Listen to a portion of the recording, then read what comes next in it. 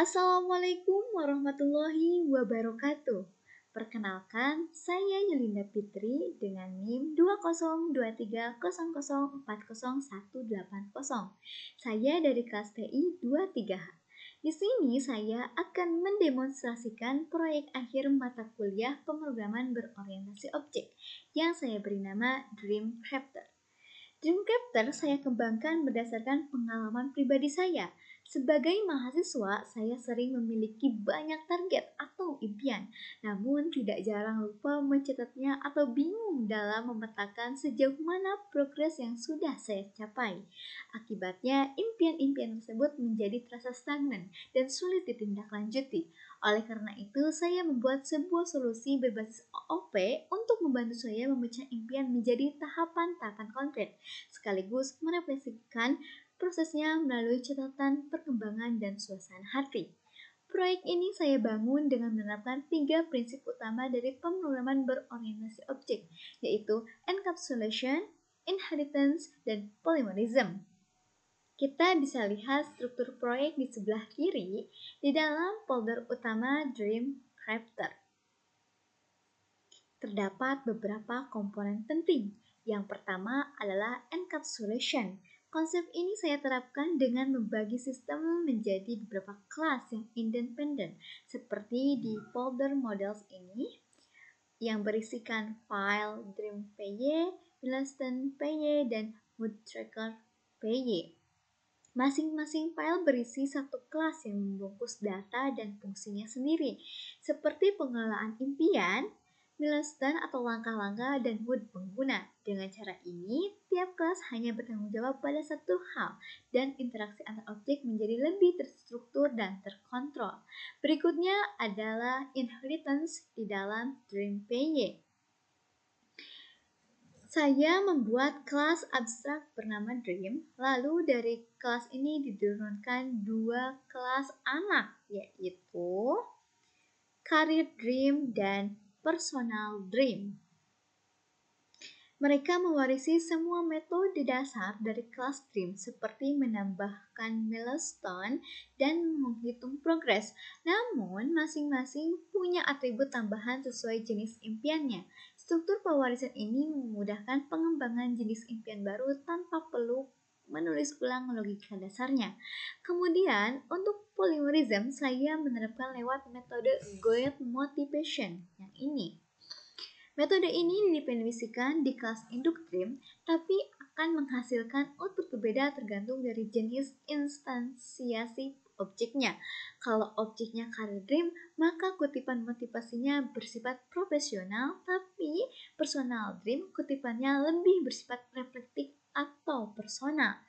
Inilah contoh nyata bagaimana satu metode dapat berperilaku berbeda tergantung pada konteks objeknya.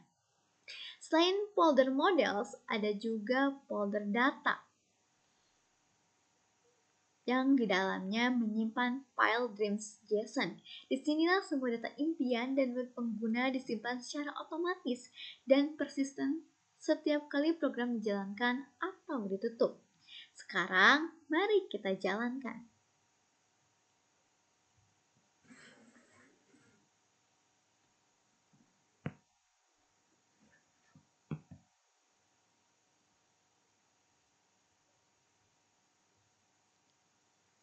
Oke, seperti yang bisa kita lihat, aplikasi langsung memuat data yang sudah ada sebelumnya dari file JSON.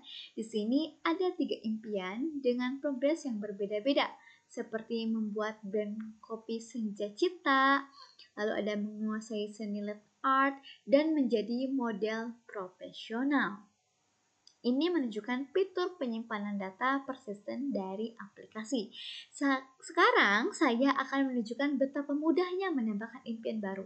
Sebagai contoh, kita akan menambahkan impian untuk menjadi seorang data analis. Yang pertama, kita klik tambah impian baru. Lalu kita masukkan judul impian. Judul impiannya itu menjadi seorang data analis. Lalu kita masukkan deskripsinya. Deskripsinya tuh apa sih?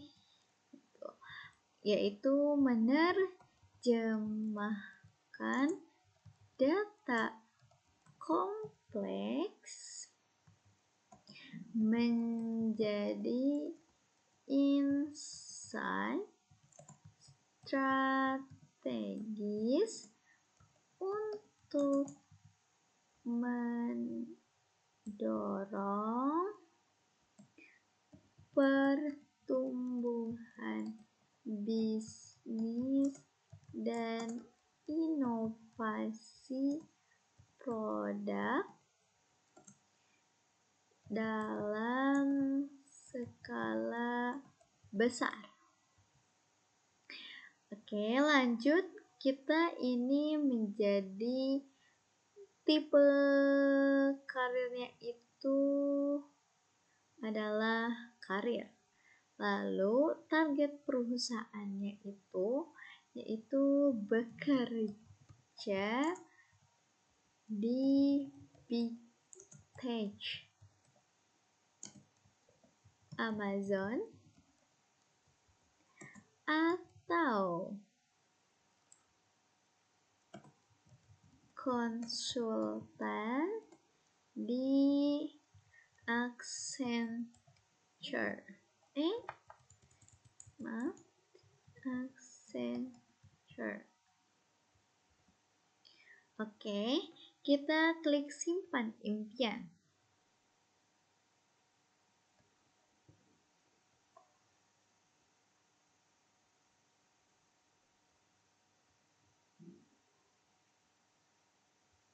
Simpan. Oke. Lalu kita lihat di sini menjadi seorang data analis itu sudah langsung muncul di daftar. Sekarang mari kita pecah impian ini menjadi langkah-langkah konkret. Pertama, kita klik lihat detail pada kartu menjadi seorang data analis. Lalu kita besarkan supaya terlihat lebih jelas. Lalu kita klik tambah milestone. Yang pertama, langkah-langkahnya itu saya untuk menjadi seorang data analis itu saya ingin menguasai dasar-dasar Python. Menguasai dasar-dasar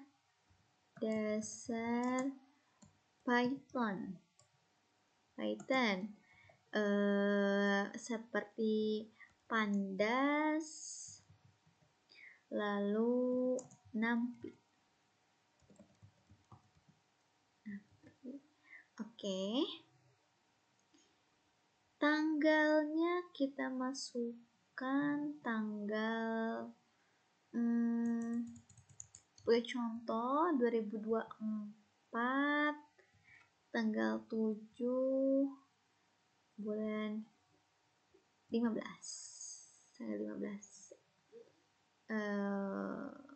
2025 aja deh ya, 2025 bulan 1 aja ya, bulan 1 tanggal 15. Oke. Kita tambahkan lagi karena untuk menjadi seorang data analis tidak hanya satu, kita tambahkan lagi. Yang kedua itu saya ingin menguasai SQL untuk manipulasi data. Oke. Saya akan buat tanggal 20 bulan 2. Oke. Lanjut lagi, kita tambahkan belajar visualisasi data dengan tabel atau Power BI. Oke. Tanggal 30, bulannya bulan 3. Oke. Kita lanjut lagi. Kita menambahkan lagi sekarang tambahannya membangun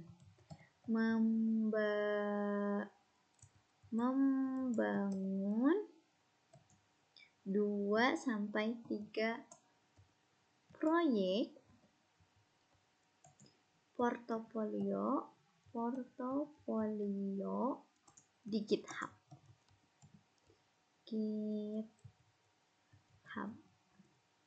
Oke.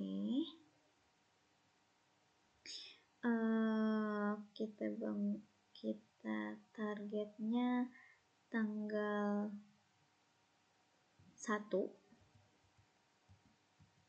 bulan 5. Oke, kita tambahkan lagi satu lagi, mendapatkan tawaran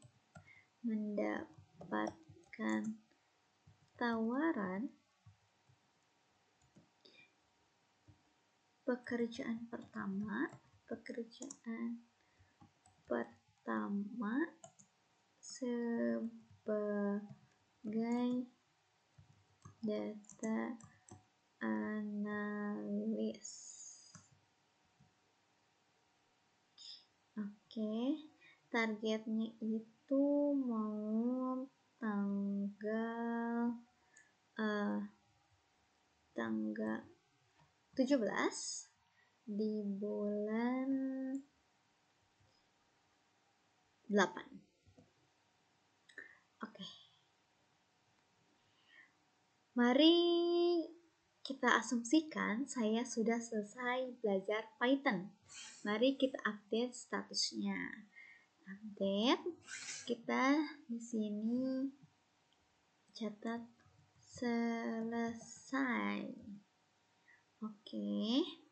Lalu ini juga kita anggap selesai. Oke. Kita baca lagi, yang ini anggap selesai. Oke. Kita bisa lihat ya di sini langkah-langkahnya, terus ininya sudah terrealisasikan atau belum, dan saya di sini tuh menganggapnya sudah selesai. Sekarang untuk membangun ininya, proyek portofolio di GitHub-nya sedang berjalan. Oke, selain langkah-langkah, di sini juga saya ada catatan mood. Jadi setiap apapun, jadi bisa kalian tambahkan emosinya seperti itu. Kita contohkan, kita anggap moodnya itu 5. Lalu catatan untuk 5 itu saya tuh emosinya senang banget karena sudah selesai kursus Python pertama, dan ternyata seru juga ngolah data. Oke. Kita tambahkan lagi catatan moodnya. Kita anggap 4 saja. Lalu kita tambahkan seperti akhirnya beneran paham.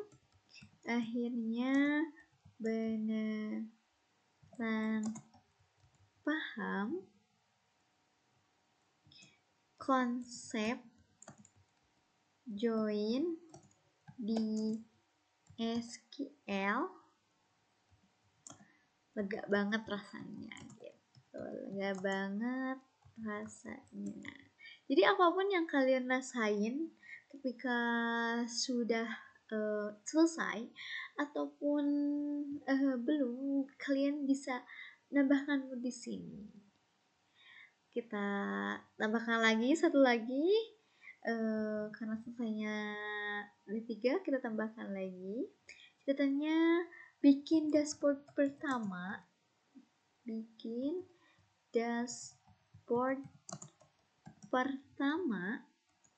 di Tableau.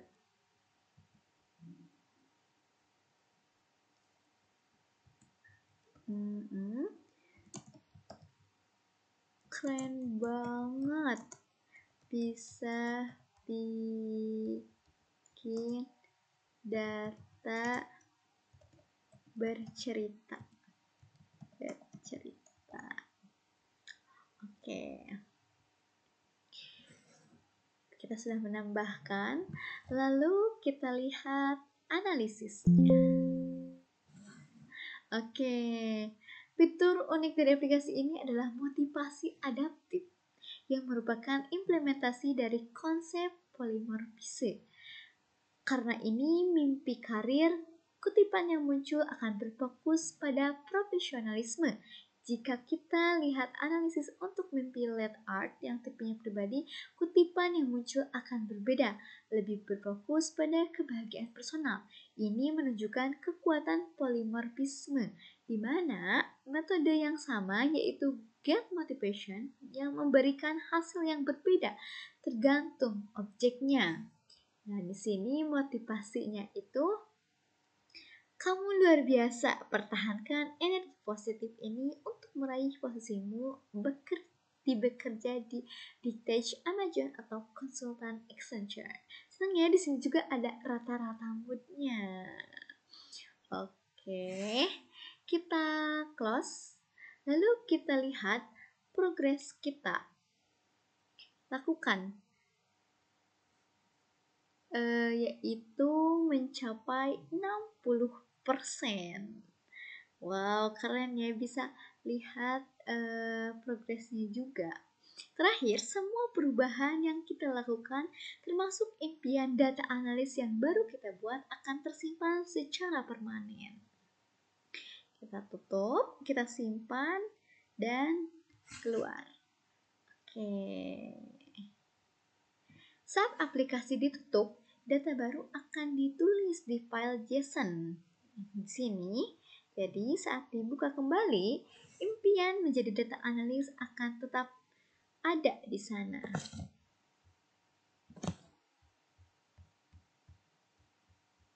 Nah, maaf. Nah, yang ini. Oke, demikian demo proyek Dreamcrafter saya. Saya Yulinda Fitri, pamit undur diri. Terima kasih. Wassalamualaikum warahmatullahi wabarakatuh.